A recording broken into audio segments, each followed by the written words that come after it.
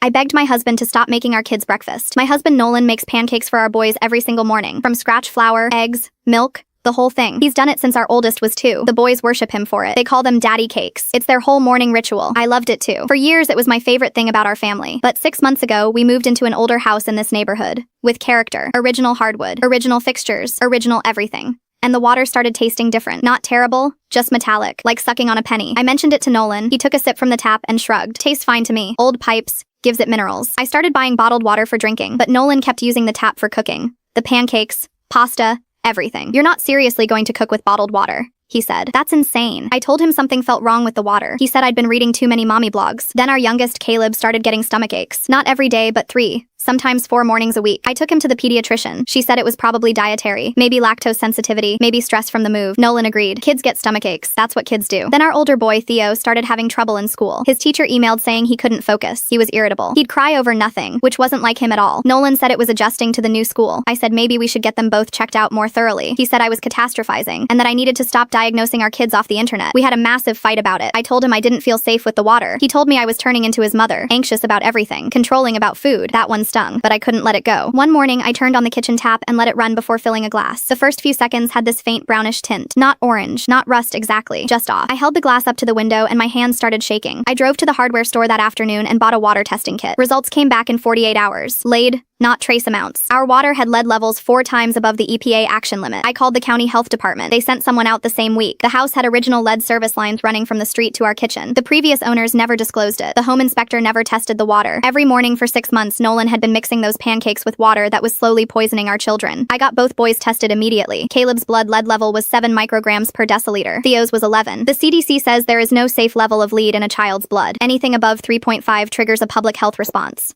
The doctor told us Theo's concentration problems, his irritability, his emotional outbursts. Those weren't about adjusting to a new school. Those were neurological symptoms of lead exposure. Caleb's stomach aches weren't lactose intolerance. Lead causes abdominal cramping in young children almost identically. We're on a whole house filtration system now. The county is replacing the service line, but it takes months. Nolan hasn't made pancakes since. Not because I asked him to stop, because he can't stand in that kitchen without thinking about what he was stirring into that batter every single morning while telling me I was overreacting.